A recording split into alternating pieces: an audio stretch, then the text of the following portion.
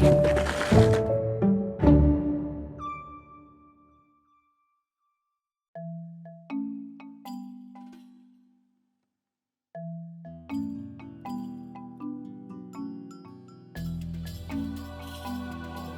welcome everyone. My name is Dan Turner. I'm head of programming and outreach for the Georgetown County Library, and it's great to see everyone here this afternoon. We still have some Georgetown County Library 225th anniversary swag in the back, so thanks to Julie Warren, and we have Joy and Diane back there as well, handing out some swag. So please help yourself to their great bags and some pens and pads. Georgetown County Library has been around, library services in the county for 225 years. So since 1799, that's a long time. So we celebrated that all last year, and now, the celebration continues, even if it's 225-ish. We're keeping it going, so sharing that. But this is a new series, grant-funded Shared Traditions, and we're really focusing in this time on the profound enrichment of American life through African-American cultural traditions, that kind of interweaving, and particularly on South Carolina and Low Country contributions. So right here, Georgetown County even, right here on the coastal plain, and how even local traditions here really are global, and we'll hear a lot about that with tonight's presenter/performer, Ron Daise. We'll get to him in just a second, but I just want to say that to thank the Institute of Museum and Library Services. They gave us a $30,000 grant to make this possible, a Library Services and Technology Act grant, and it's administered by South Carolina State Library. So we're grateful to both the Institute of Museum and Library Services and South Carolina State Library for making this series possible. And we couldn't ask for a better person to kick this off, Ron Daise, unless possibly it's Natalie Daise. We get two for the price of one tonight. Natalie Daise she will become the great Harriet Tubman in performance on a month from now on March the 19th right here. So she'll be doing a performance, but we will see her equal half tonight, Ron Daise. And Ron is, if you don't know, somehow, if you're from the area, I'm not sure how you don't know, but Ron Daise, author, performance artist, cultural interpreter, wonderful singing voice, wonderful vocalist. Ron Daise, so long he was with Brook Green Gardens. He will engage us tonight in a scripted exchange about his new historical novel, Raptors in the Ricelands. It's available back there among other works of Ron's, so you can purchase that afterwards. But the story's setting is a 21st century fictional community right here in Georgetown, and he's going to read a few excerpts, sing some songs, give us some poetry, and give us some information about his creative process. But the overall idea is to really engage us with the history and culture of the Gullah Geechee people. And I've been armed with this wonderful sweetgrass basket, but it has a lot of questions and prompts. And so this is going to be a participatory event, so we get to take part. So I'm going to be going around and having you share in this experience, picking out some of these questions as we go along. So without further ado from me, let's welcome the great Ron Daise. Thank you, Ron. Good afternoon. Thank you for attending today's kickoff session for Shared Traditions at the Georgetown County Library. It's about Raptors in the Ricelands, my first historical novel. I'm so excited to be here and to be answering pre-scripted questions. So your assistance is greatly needed. Now, as they are passed out, please select a question or two or three. Make sure that all of them, and please review the question that you're given. Read it over. And when I ask for questions, please raise your hand and wait until you are recognized. Now, I have a disclaimer. I am a bit hearing impaired today. I was cleaning out my ears earlier, and it is a din inside my head. So what I normally would hear, even coming from my own voice, is not as I usually would. So at any time, if I'm too loud, please feel free to say, bring it down, or if I'm too soft, because I'm not hearing as I normally would. Now, your scripted questions will begin with something like Raptor's number, blah, blah, blah. And it's important to read everything that's printed on the page and not to add anything else. Now, the Raptor's number that you read will identify the page on which I'll be reading an excerpt from the book. So those of you who may have already purchased a copy, and if you want to follow along, you'll know exactly which page to turn to. Now, there's no obligation to read along. However, feel free to only listen and enjoy. The books are available in the back. I want you to know that I think this is a book unlike any other. And I think that those who read it not only will learn lots, but they'll also find themselves at times laughing, crying, feeling ticked off, but most importantly, being filled with pride, respect, and appreciation for and understanding of the Gullah Geechee culture that's portrayed. Raptors in the Ricelands pays homage to the memories of the hundreds of thousands of West Africans who toiled against their wills in the rice fields of Georgetown County, South Carolina, and in numerous communities elsewhere. In their honor, it is a literary documentation that Gullah Geechee people continue to shape the American cultural fabric. Are you ready to begin the conversation? Well, we'll begin with the 4 questions that have the letter A, as in apple before the number. If you have, there are 4 questions that begin with A plus a number. Who wishes to be first? And remember to read everything that is on the scripted. Yes. Would you mind standing when you, yes? 15. Keep going. In the book's preface, the term enslaved Africans is used and not African slaves or slaves. Would you explain this usage? Well,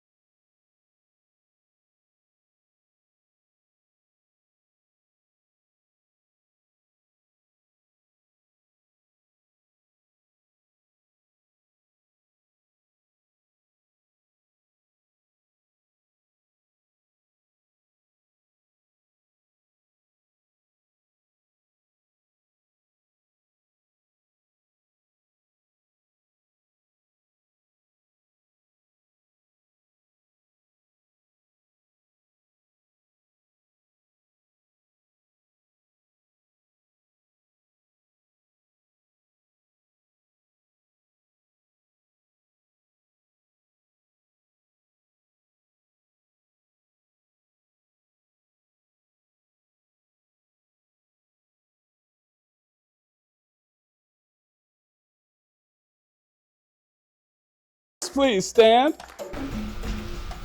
This is from Raptors A13. Is Philip Morrisina a real or an imagined rice planter? Ooh. Now the book's author's note on page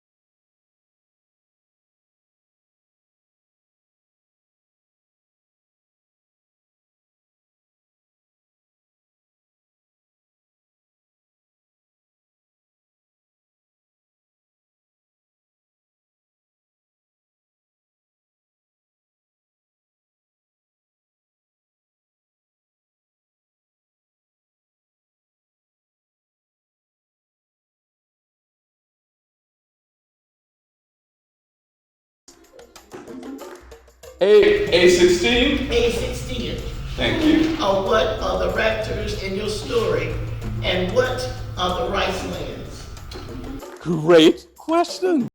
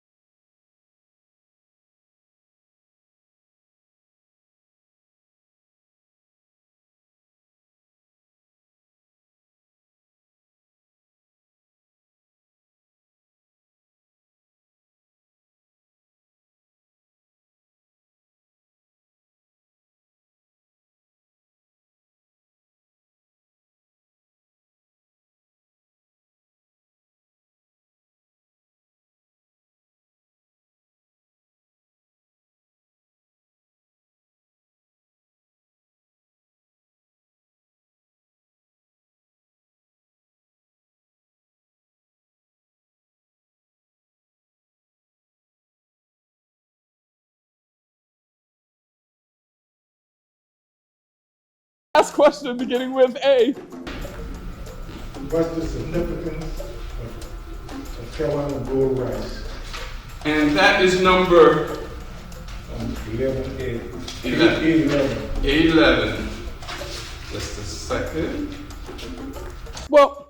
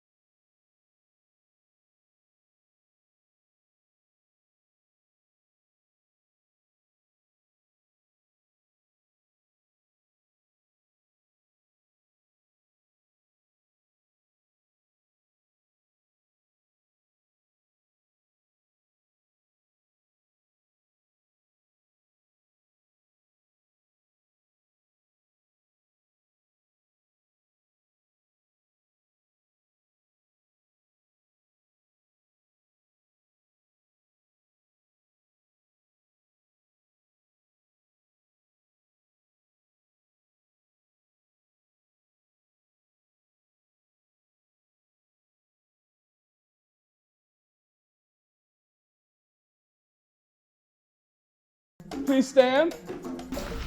Raptors number 215, what's one universal theme that's portrayed in your work? Raptors 250.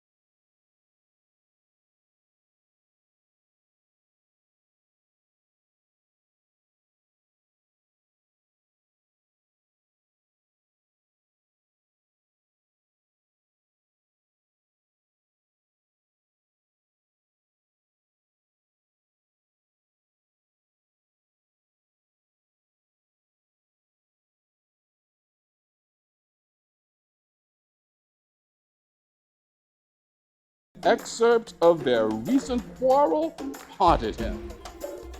He realized that somehow with the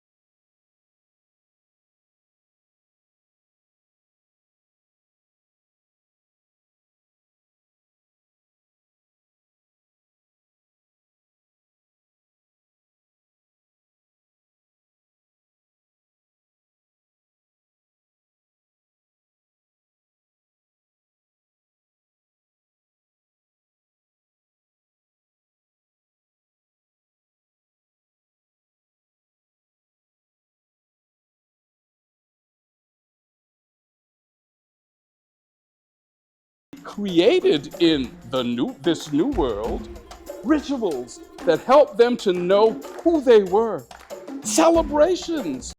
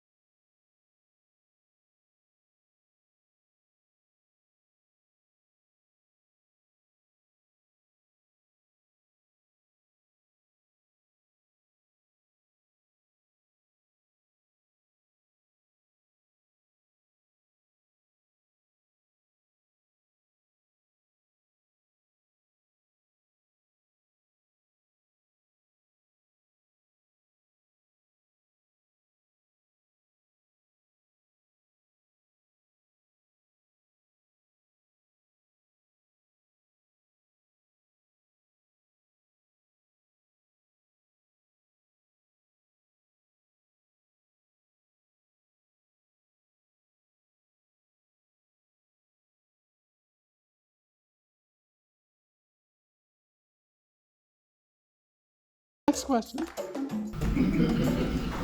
Yes, in the back. Raptor 35. How do the intentions of the main characters go wrong? Okay, just a second. How do the intentions of the main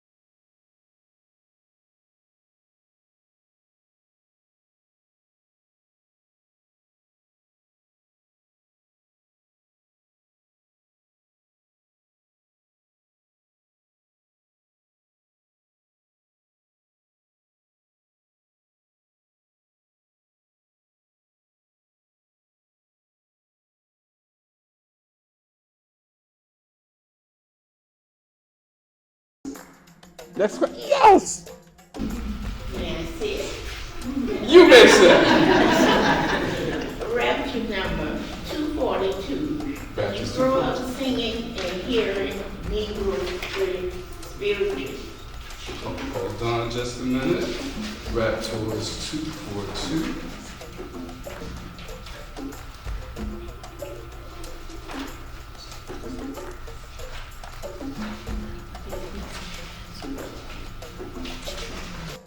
Did I grow up singing and hearing Negro?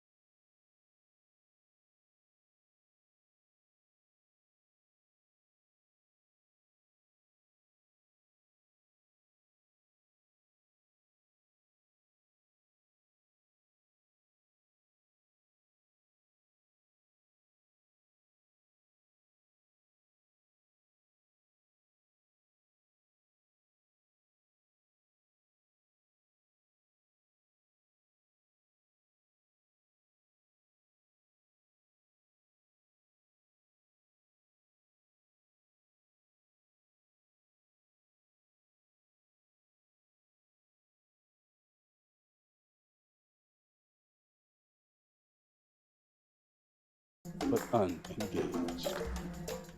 Next question. Yes! Raptors number 84. Raptors 84. Continue. In your historical research for this novel, did you uncover and portray any facts or elements that are ongoing in today's social and political climate? Let me find that.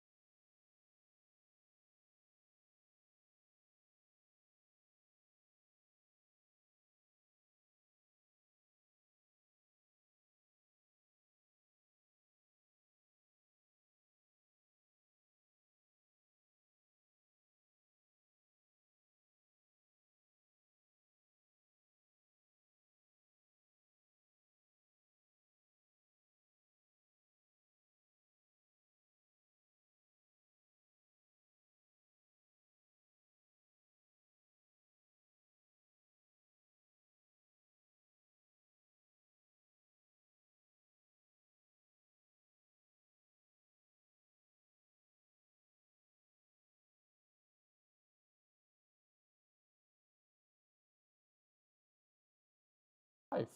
Rubbing her temples with both hands, Thelma felt a twinge in her neck. "Oh, honey," she screeched. "This is so good, so good. Would you please do my shoulders next?" Melvin moved to the corner where she had reclined, had her scooch down to where he sat, and to lie belly down with her head on his thighs. Her laments and her muscular spasms continued as he tried to relax her with prods of his fists and the pressure of his flattened palms to her neck and back.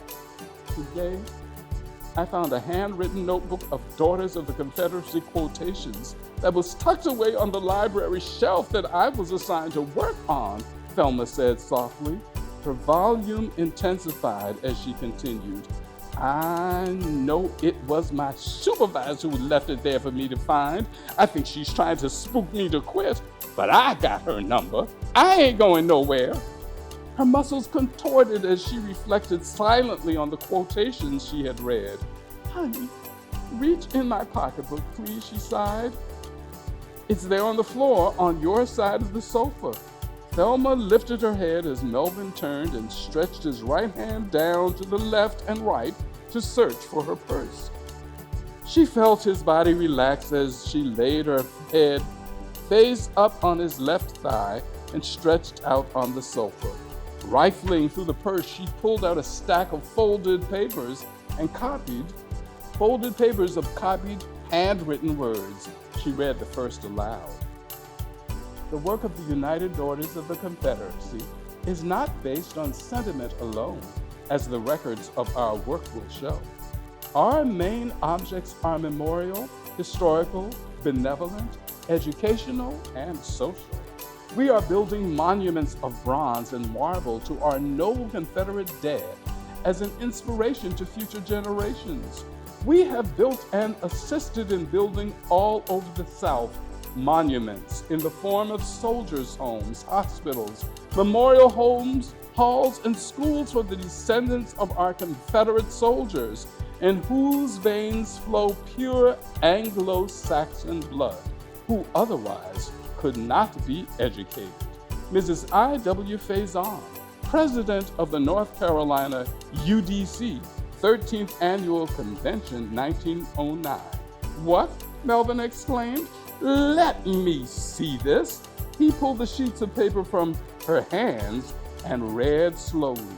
"Thelma, you do not need to carry this venom around in your handbag," Melvin said, "and we can't keep it inside this house." A change in his speech began to emerge as he became more agitated. "I'm gonna put these in a Ziploc bag and leave them outside under a rock till you won't see them again. Rising from her prone position, Thelma smooched her husband on his lips and said, "Thank you." Next question. Yes. Raptors 15. Raptors 16. 15. It's so interesting that your story includes information about Jamaican-born Marcus Garvey, who started the Back to Africa movement in the U.S. in the early 1900s. Did Garvey have a branch office in Georgetown, South Carolina? And that was Raptors 6-0? 15. 15. 1-5. Yep. Thank you. Just a second.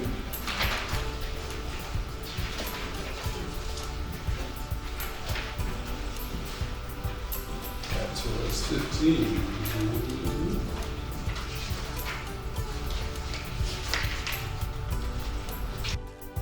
Well, no, Marcus Garvey and the Universal Negro Improvement Association did not operate a branch office in Georgetown, South Carolina.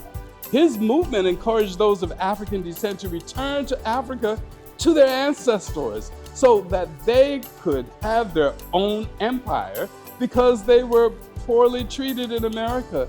The UNIA emphasized racial pride, entrepreneurialism, and Pan-Africanism, which dovetailed with Chadwick and Florence Wineglass's goals about offering philanthropy to their fellow Georgetownians. The excerpt on page 15 reads, "Strolling hand in hand on the beach in the morning, Chadwick thought about their honeymoon conversation the night before. The thing about us back at Georgetown and here in Jamaica is we always have to start at the bottom." He'd begun a light discussion in between several sessions of romance, eroticism, and rest. "Even if we have a good business idea, banks won't give us the same advantage as they give them, and we don't have money that comes from money. Our parents work and work but have nothing or little to pass on to their children. Maybe some are lucky enough to have relatives who leave them with a $10,000 life policy." He'd moved, fully unclothed, to the ottoman at the foot of the bed and looked back at his bride lovingly. She'd eyed his broad shoulders and bare back and made a sweeping gaze to the full glory of his engorged frontal view. "That's just enough to put people in the ground," Florence had said. As she sat up in the bed, the white sheet slid slowly down over her walnut brown breasts and revealed aroused chocolate nipples. You got that right. But you know what? Chadwick had asked, enamored at the vision of her as she tilted her head back to listen to him. He'd paused to ogle, but also to ensure he had her undivided attention. I want us to be able to do something to help others, he continued. You know, like Otis Doyle, who gave us this honeymoon trip. Now, his family has money from way back. Florence eyed her husband with a questioning look. I hear he's a distant relative of Joshua John Ward, she said, the king of the rice planters. Isn't that what they called Ward? Chadwick continued as though he'd been uninterrupted. And the planters made it off the backs of the thousands who grew the back-breaking Carolina gold rice for them. I want to grow wine glass French drain installation to be able to help us. Think big, Chadwick Wineglass, think big, she'd responded, smiling and not wanting to deflect his enthusiasm. If you got a vision, we won't perish. By and by, their business talk segued again to body business. Unashamed, together, up and down, in and out, over and over. Spirit intermixed and connected with spirit. Again and again, no talk, no rush, relax, release, heart to heart, skin to skin, spouse to spouse. Later, during an afternoon tour of Kingston, they came upon the monument to the right excellent Marcus Garvey, and the sight changed the course of their lives from that moment on. Next question. Yes, and then you will be after her. And give me how much time do we have? Or okay, go ahead. Raptors 52. Your novel historical account includes Raptors 53? 2. Okay. Orangeburg Massacre in the late 1960s. Were you involved in it? Just a second.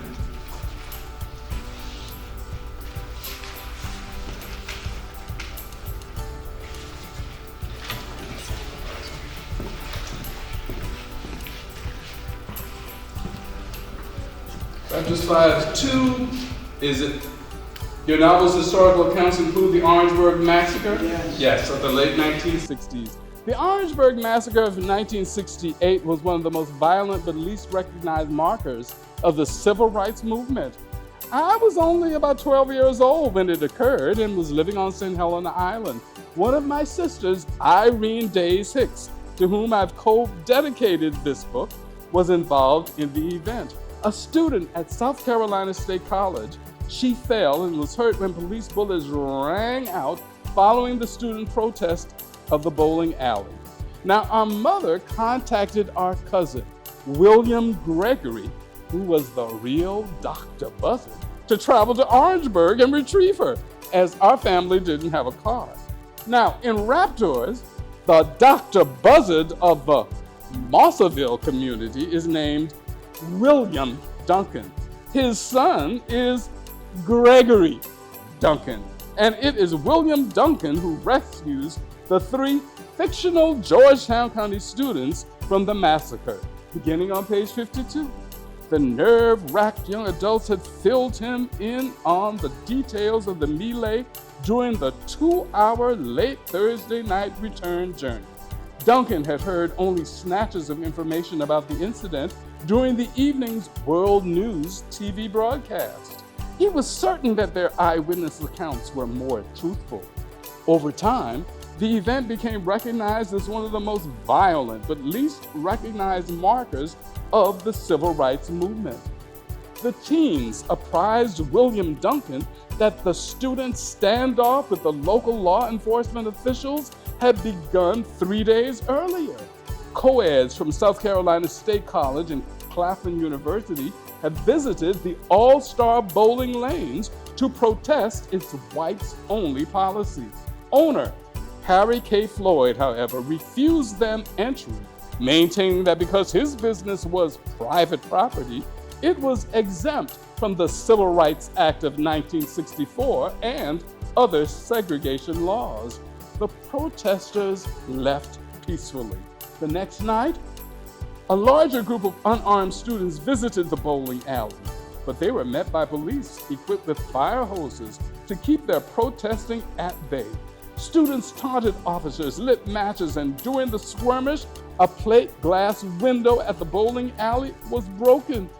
To teach them a lesson, police pummeled students with billy clubs. 15 students were arrested, at least 10 students and 1 officer were injured, and a feeling of rage gripped the Black community.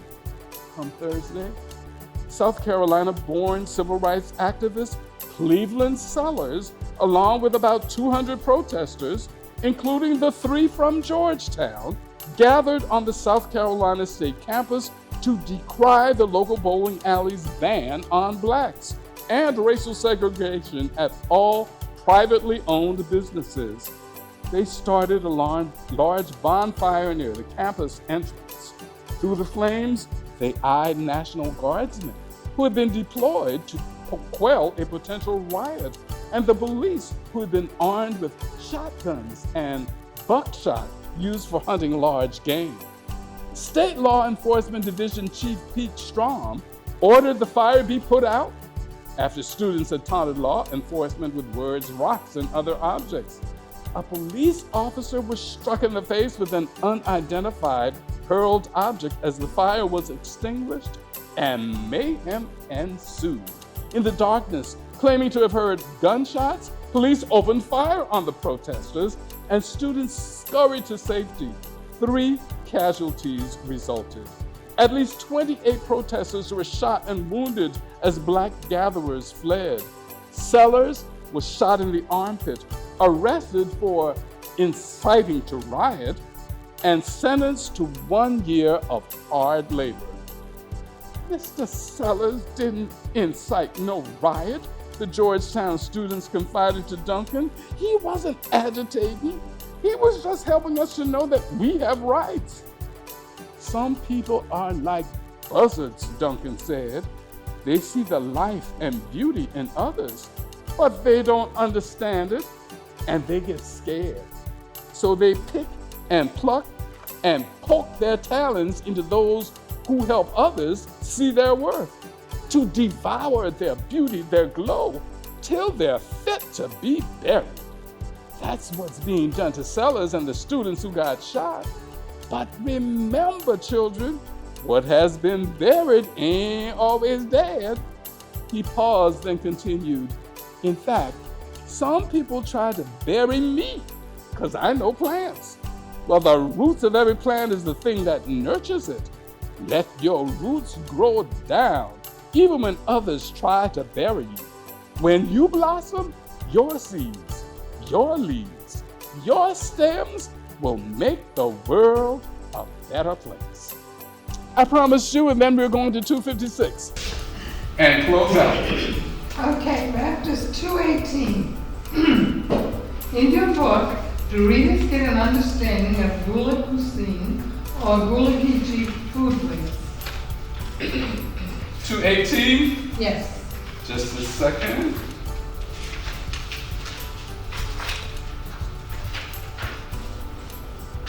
Gullah cuisine and Gullah Geechee foods are cooked from homegrown or locally grown produce, freshly caught seafood and game, and prepared to fill the belly with taste that make you want to dance.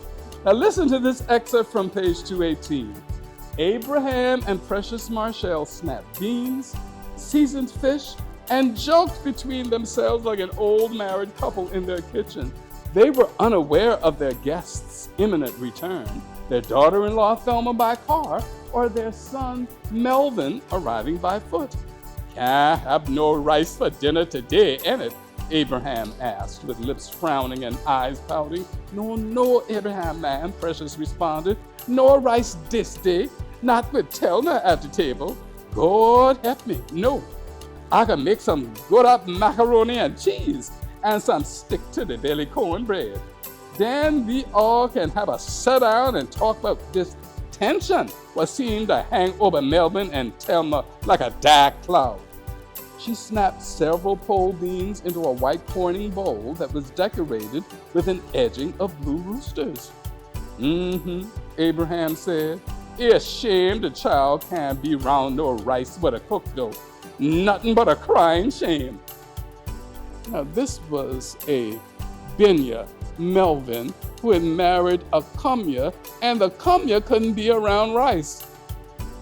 A look of disbelief spread across his face before he added, "But that don't mean no never no mind. No. We got eat good today.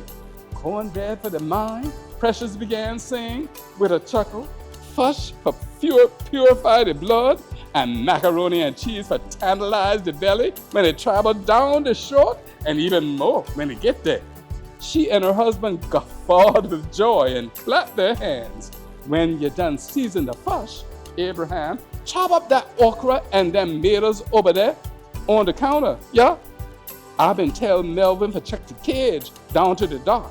If him come back with a bucket of crab, wanna have to stew down them tomatoes and okra with crab meat the way that only Una can do, but make me do my great God, my man can cook any dance."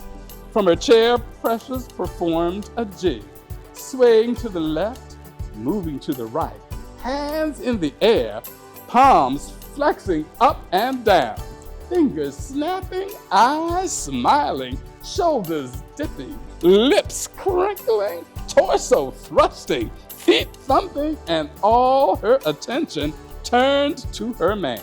Standing with his back to the kitchen sink, he basked in her admiration. "Now your macaroni and cheese, Precious big for Marshall, it make me body do the same thing," Abraham said as he raised his eyebrows and began stepping in rhythm toward his wife. He dropped a small sassafras tree root that he had just eyed and then grabbed onto the counter, stalling plans to boil it later for tea. All about the food, the Gullah Geechee food. Now the last question. Who had, I think it's, yes, would you stand up? Ricelands number 1. Are you pleased with the book's publication? Do you have any regrets about it? Okay. I think the one I wanted to be the last was Raptors 256. Oh. But I am pleased with the publication. I have limited regrets about it. But thank you. Raptors 256, yes! From creation to finish, from your first word on paper to the book's release, how long did it take to write the novel? Also, who's your favorite character and what's your most favorite scene? I began writing Raptors in the Ricelands during the fall of 2020, and its release date by Bailout Books was April 30th, 2024. Its creation followed the completion of 2 novellas, Turtle Dove Done Drooped His Wings, A Gullah Tale of Fight or Flight, and We Wear the Mask, Unraveled Truths in a Pre-Gullah Community. Now, I can't identify a favorite character in it because I see aspects of myself in each of them and created them sometimes through a personal, family, or community recollection. One of my favorite scenes, though, takes place in a graveyard. 6 characters, 3 sets of couples, find themselves called there. When they discover each other, they each hear a resonant pounding, like the sound of mortars and pestles pounding rice. No one knows where the sound is coming from. And in this scene, one of the characters has a religious experience, a moment of spirit possession per se, when he, in a sermonic trance, prophesies why Gullah Geechee culture has and will continue to endure. Gregory looked to the other side of the Black River, pointed and waited for Thunderbolt's gaze to follow. "See that line of trees over there," he said? "They're growing on top of a long berm of dirt known as a dike." When Thunderbolt nodded, he continued, "There's a rice field on the other side of them.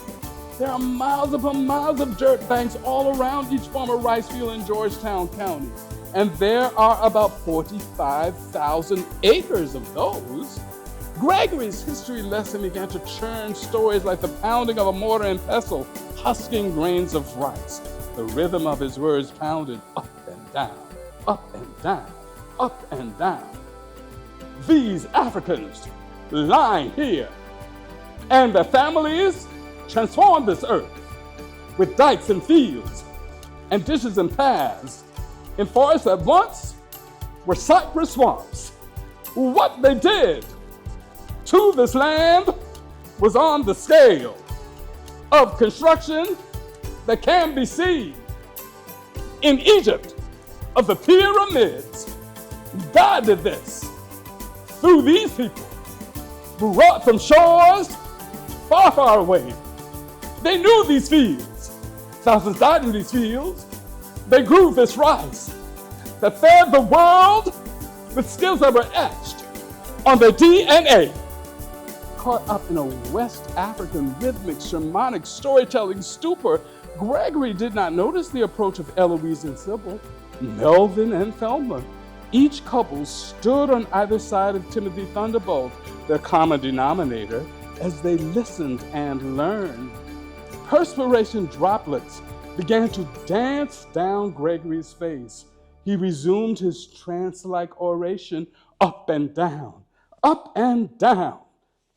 No eye has seen, no ear has heard, no mind has conceived what God has in store for this people, his African people, brought to this land years ago on ships, wrapped in chains, snatched from their homelands. They brought their homelands within their memories to this new world. The pounding rhythm continued without words momentarily until they again were showered down upon it. Past is present, present is past, future is now. Gregory's eyes scanned the grave tops, the heavens, the branches of trees as words reverberated within his mind and then were expelled from his lips, pounding, pounding, pounding. All they accomplished may be hidden from sight, but it's all right there, right here before our eyes.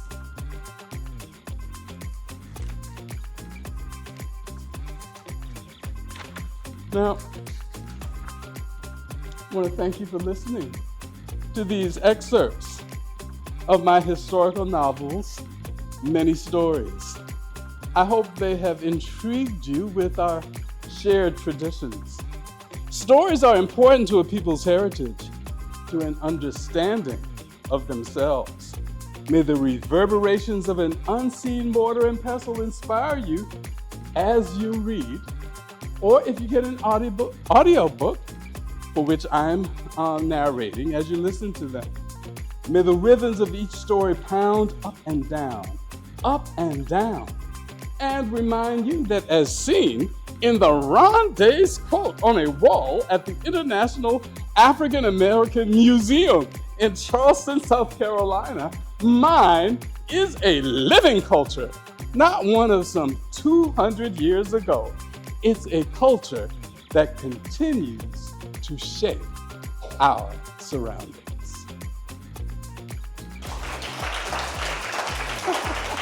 Thank you.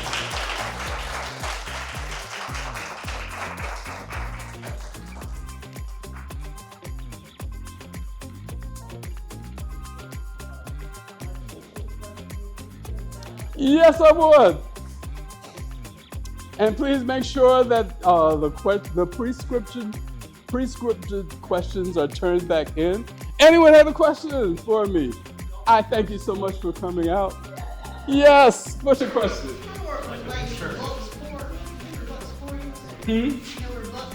Yes, I do know what Bucks. I work with Lady from Bucksport, and one day I said something about her being Geechee, and she was offended. She said she was Gullah. Is there a hierarchy between Geechee and Gullah? Is it better to be Gullah than to be Geechee? She knew someone from Bucksport, and she had called her Geechee, but she said no, she wasn't Geechee, she was Gullah. Now, for years, there were these two terms that were used. As I was growing up, Well, either of those terms are fighting words. No one wanted to be identified by either one of them. But during my childhood, it was more or less considered a speechway. It's considered bad English, broken English, and substandard English. And therefore, those who spoke that way were frowned upon. During my childhood, I and my family and community members referred to ourselves as Sea Islanders. Gullah was a term used by historians, academicians. It was to identify those descendants of West Africans who were the descendants of West Africans who were brought during the 1700s and 1800s to work on plantations and who lived along the coast of the Atlantic Ocean in South Carolina and North Carolina, which evolved to the present-day states, which evolved from the Carolina colony. Geechee was used, the same demographic, but for those who lived along the coast in Florida and Georgia, which evolved from the Georgia colony. Now, it was switched in either community. Some said you spoke Geechee, and some said you spoke Gullah, or some didn't use either word, but most did not wish to be identified by either one of them. When the Gullah Geechee Cultural Heritage Corridor was established in 2006 by a legislation written by Congressman Jim Clyburn, it determined that from Wilmington, North Carolina, through South Carolina and Georgia, all the way down to St. Augustine, Florida, that's where this culture based on rice heritage existed and continues to exist. But whereas persons were identified Gullah in one area and Geechee in another, as a means of self-identification, because they were similar in language and beliefs and practices, we would say Gullah Geechee people to identify a culture, a people, as well as a language.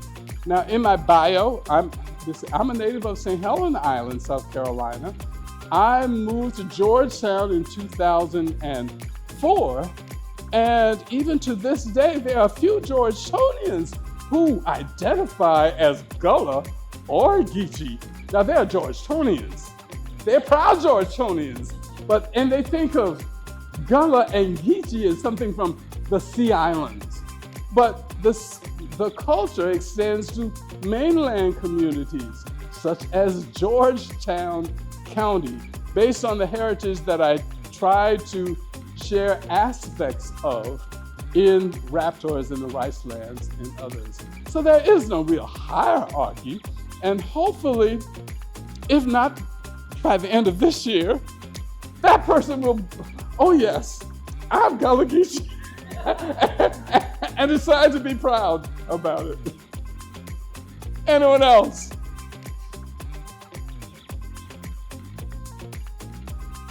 Yes.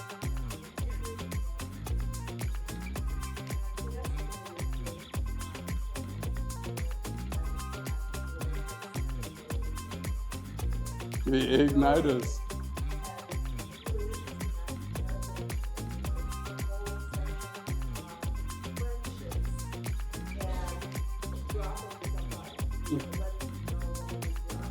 That's right.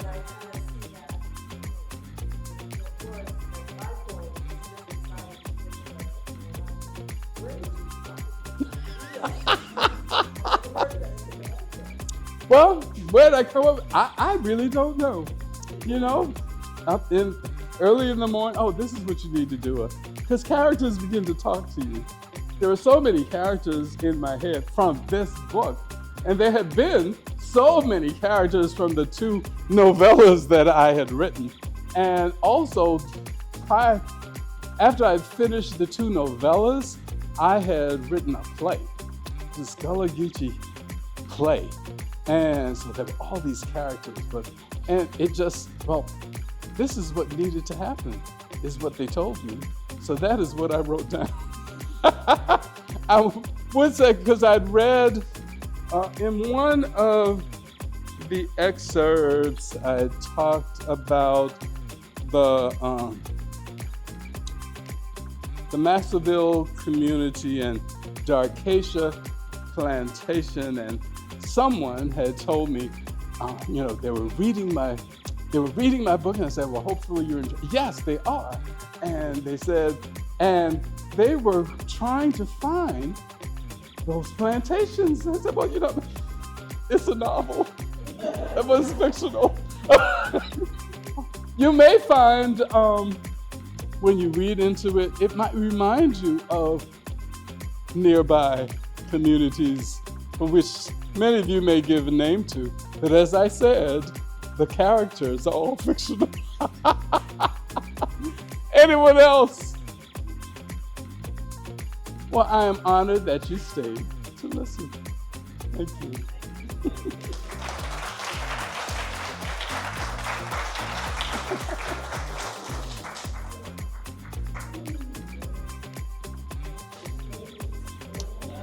And if you buy a book, I'll be happy to autograph.